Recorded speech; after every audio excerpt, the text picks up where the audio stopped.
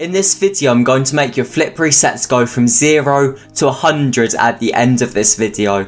I'm going to teach you how to double reset. This is the training pack I'll be using in this video. I've previously done freestyle for about 3 or so years, and I've done tournaments against the likes of Jaxi, TX and many others. So in this video I'm going to give you all of my experience. I'm going to tell you how I learned these, how I would recommend you learn these, and a load of secret tips no other channel offers. So make sure you like, comment and subscribe on this video. It helps me a ton with the YouTube algorithm, and it also helps me reach my like target of 70 likes in this video. So make sure you like and comment on this video, it helps me a ton, and I'll get into the video now. So now I'm going to teach you how to double flip reset. First of all, you need to be able to do that single reset as I was talking before. But the main part of the single reset is hitting the side of the ball. Hit right on the side here and feather your car up to the ball. Don't boost into the ball hard. So feather up to the ball and then lean back last second. But as I say that, I don't want you to let the ball fall a ton then get the reset. I still want the ball to have its peak height when you get the flip reset. So feather your boost enough so you're getting the peak height of the reset. Just like that. And hitting the side of the ball sets up your spin, and it also makes the ball land in the perfect place. As you can see, I'm hitting the side of the ball's moving more towards the left, and my car's going to have that spin and be right underneath the ball. So the spin, as I was talking about before, it's mainly just muscle memory and your air rolling ability. So make sure your air rolls are really good, your constant air rolls. And when I say that, I don't mean holding down the air roll, tapping your joystick, carry on air rolling, tapping your joystick. I mean completely twisting around your joystick like this and completely mastering the air roll. That's all you have to do for the spins. As you can see, I'm not just tapping my joystick, I'm completely rolling it, I'm completely mastering it, I'm learning every single movement. That's all you have to do.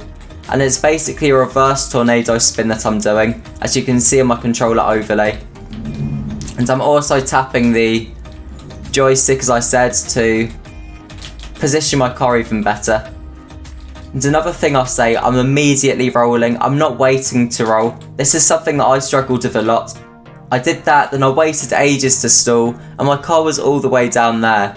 You want to spin straight away and you want to stall straight away, just like this. And you also want to stall whilst you're rolling as well, if you know what I mean. So I'm rolling, then I'm stalling. I'm not rolling, stopping, then stalling. I'm not doing this. That still works, but it wastes a lot of time. You want to roll and spin at the same time. So I'm literally just rolling, then spinning, like that. You may be asking, how do you stall?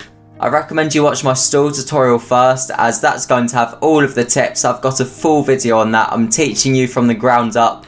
I'm not going to teach you from the ground up in this video. So what you have to do, you have to spin right on your joystick. You have to spin left on your air roll. This is my left air roll on L1. You hold them both together so you're doing like a tornado flip here. Then all you're doing, tapping A when you're doing that. Make sure your joystick's not facing down, or it's not facing up. Anything above 0.1 is fine for stalls, don't have it below 0.1. But making sure your your joystick is really far to the right, it's in the exact position. If it's not, you're just going to flip. The way I learned this, I tapped it less and less every time.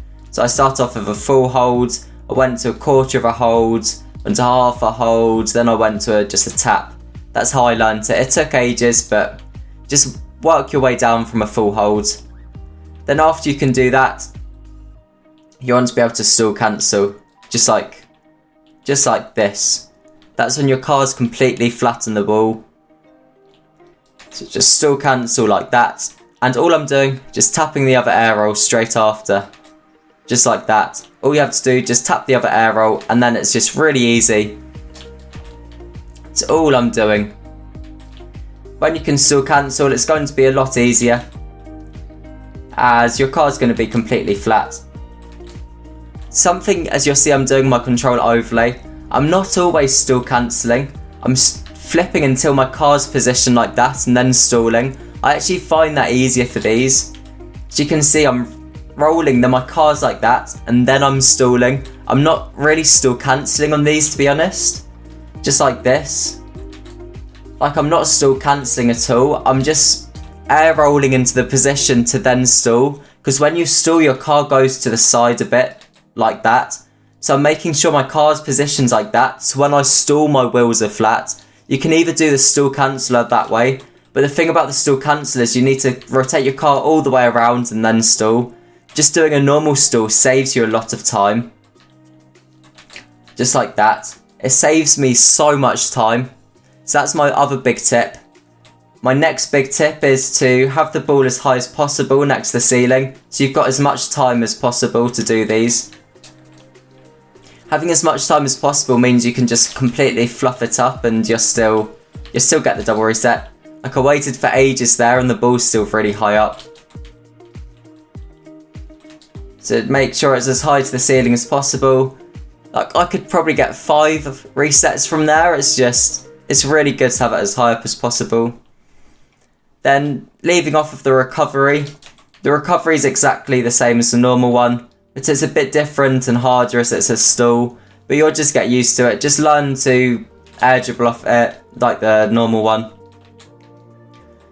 It's quite difficult because you can't really predict stalls that well, in my opinion, and your car doesn't move properly off them. So just learn to air dribble it off like that. A big other tip is to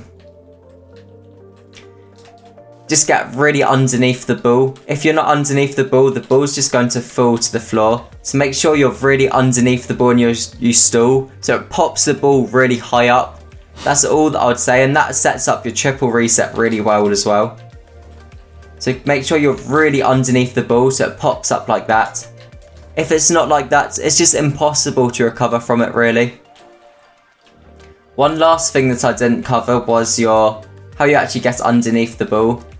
Just feather underneath the ball, it's nothing special. Feather underneath the ball, then it'll just be muscle memory to know when to stall. Like it's there, I'm too far forwards, the ball doesn't get on all 4 wheels. So just make sure you feather underneath the ball, learn the height.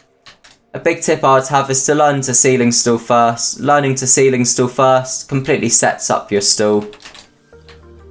You learn when to stall, how to stall reset, how to recover. So learn to ceiling stall before you go on to the stall reset. This is what I always do. If I want to triple reset, if I want to learn how to triple reset, I learn to triple stall off the ceiling first, etc, etc. It just helps learn quicker. Fluffing all those up, but I've got a tutorial in my description below.